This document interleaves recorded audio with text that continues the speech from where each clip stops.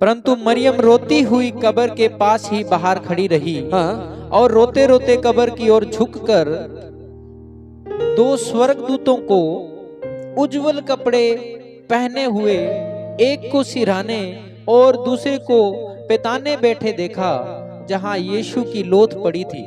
आमेन। जब मरियम ने देखा कि पत्थर लुढ़का हुआ है, प्रभु यीशु मसीह वहां पर नहीं है, तो वो दौड़ करके भाग करके जाकर के उन चेलों को बताया, एक पतरस जो शमौन कहलाता है और दूसरा वो जिससे प्रभु यीशु मसीह बहुत ज्यादा प्रेम करते हैं, दोनों की बताया कि मैं नहीं जानती हमारे प्रभु को वो लोग कहाँ ले गए हैं, यहूदी लोग निकाल करके, लेकिन हमारा प्रभु तो वहां पे नहीं है। वो दौड़े दौड़े गए, लेकिन सबसे पहले वो पहुंचा जो प्रभु यीशु मसीह से प्रेम रखता था, क्योंकि वो लड़का ही तो था। पतरस शादीशुदा और बुजुर्ग थे। यूहन्ना पहले पहुंचा, लेकिन उसने पतरस को पहले कब्र में भेजा, जाके चेक करे। फिर पीछे यूहन्ना गया और जाकर के देखा, उदास, मन मरा हुआ, मायूसी छा गई। साथ साथ जी रहे थे, अच्छा जीवन था, चमत्कार देख रहे थे, बहुत अच्छी बातें, स्वर्गीय भाषाएं समझ रहे थे, व्यवस्था की जानकारी मिल रही थी, बहुत आनंदमय जीवन था।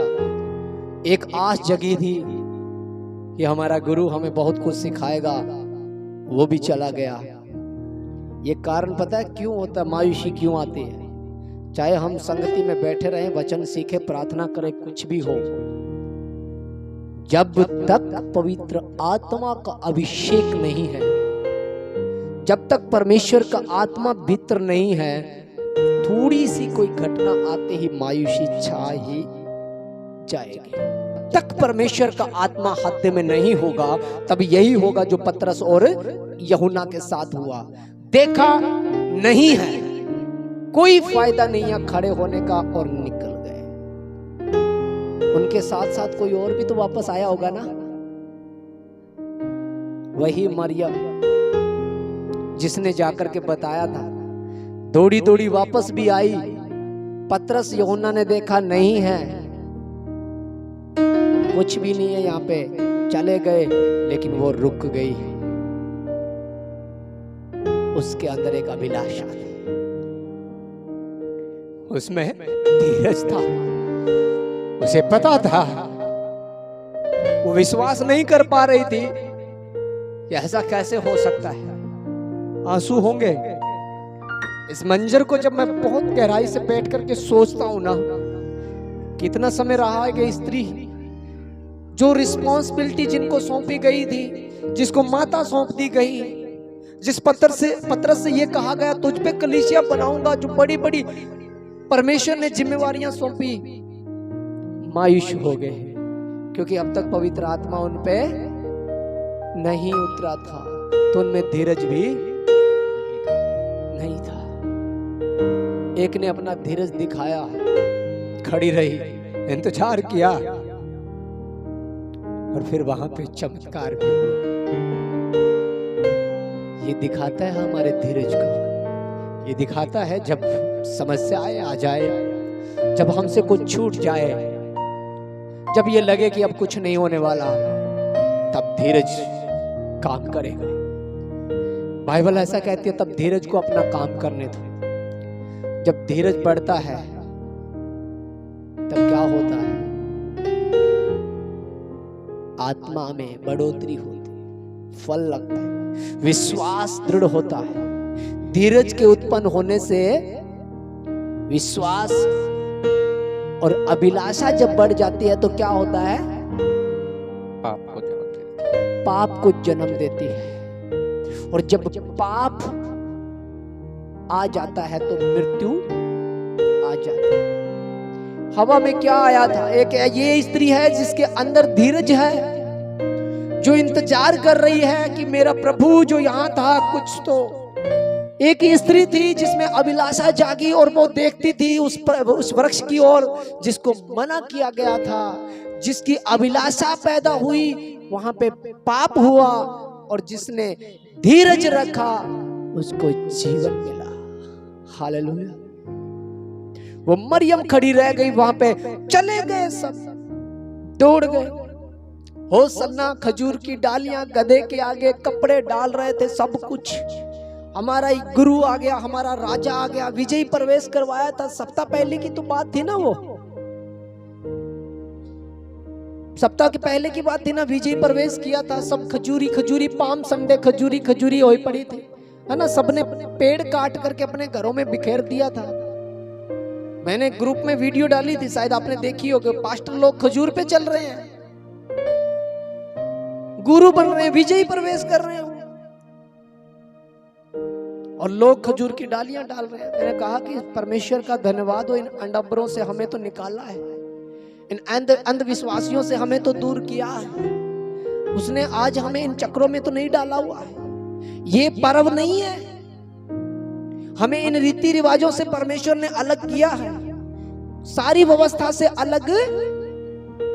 उसने बोला था ना, पूरा हुआ, सारे पर्व पूरे हुए। मैं पर्व, मैं जीवन, मैं मार्ग, मैं पुनरुत्थान, मैं ही तो हूं। मेरे द्वारा कोई, मेरे बिना कोई पिता के पास। तो फिर क्या ये गवाही है जिसको हम मना रहे हैं। ये पर्व नहीं है, ये खुशी है कि आज हम गवाह हैं कि कब्र आज भी खाली है, खाली है। धीरज रखने से। और वो चले गए, मायूस थे। यहूदियों के डर से अपने आप को कहां बंद कर लिया था पता है? कोठरियों के भीतर, कि जब गुरु को लपेट दिया गया तो अब हमारे साथ क्या होगा। जब उसके साथ ऐसी, क्योंकि उनके अंदर अब आत्मा नहीं थी, अब उनमें वो विश्वास अब उखड़े हुए थे, कलेजा फटा जा रहा था। बाहर निकलेंगे तो फिर तुम्हें भी मारेंगे, ऐसा था। और यहां फिर आगे पढ़े, यहां पे क्या हुआ, 14 वचन को पढ़े, 13 वचन को। उन्होंने उससे कहा, हे नारी तू क्यों रोती है? उसने उनसे कहा, वे मेरे प्रभु को उठा ले गए और मैं नहीं जानती कि उसे कहाँ रखा है। यह कहकर वह पीछे फिरी और यीशु को खड़े देखा, और न पहचाना कि वह यीशु है। यीशु ने उससे कहा, हे नारी तू क्यों रोती है? किसको ढूंढती है?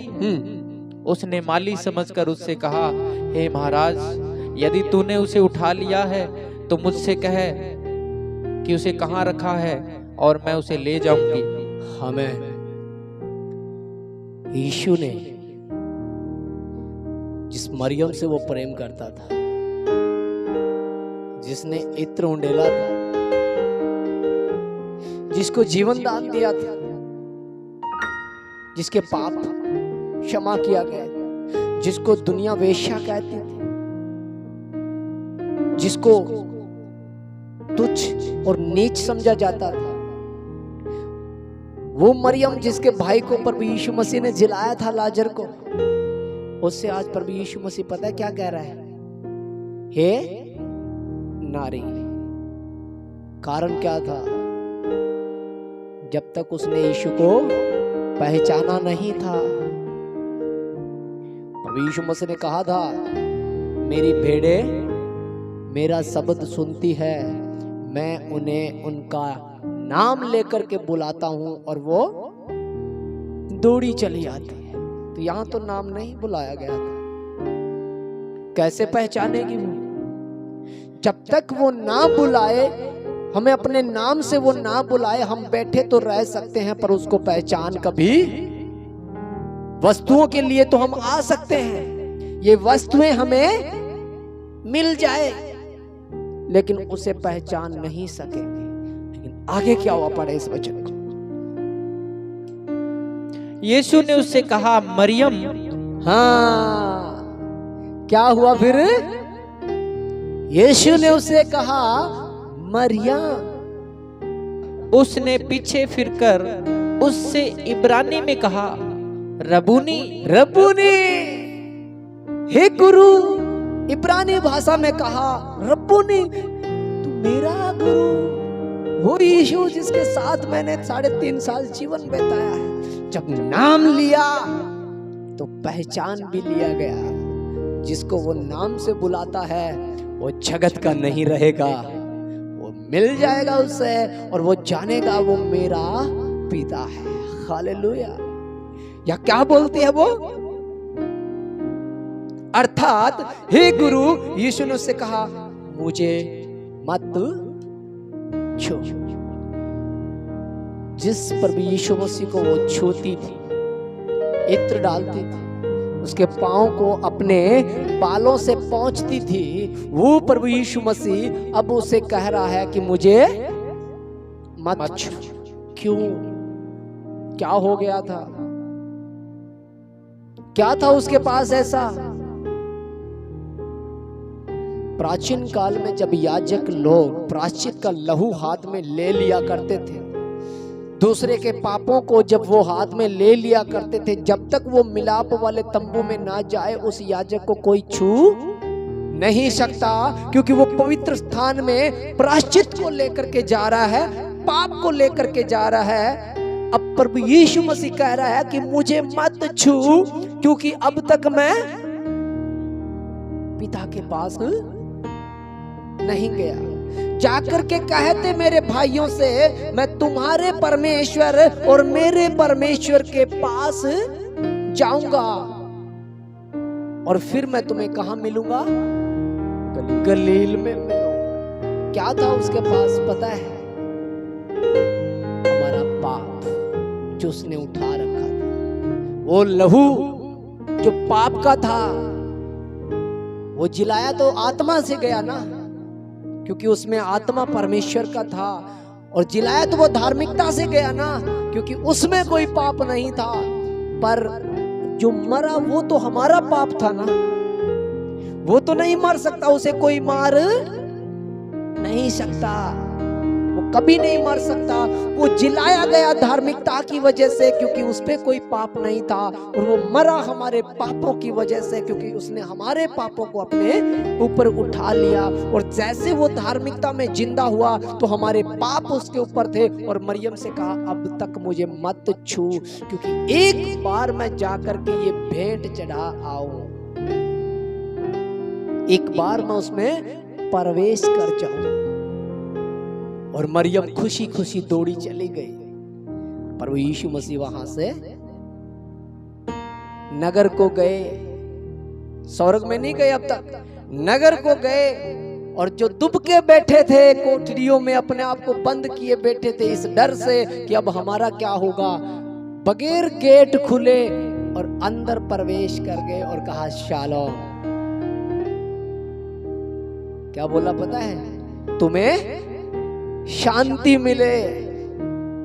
छुआ नहीं था उन्होंने, लेकिन लिखा हुआ है कि वहां पे वो चेला नहीं था जिसका नाम थोमा था, जो उंगली डालने वाला था, वो नहीं था वहां पे। और उसने उन पे फूंका।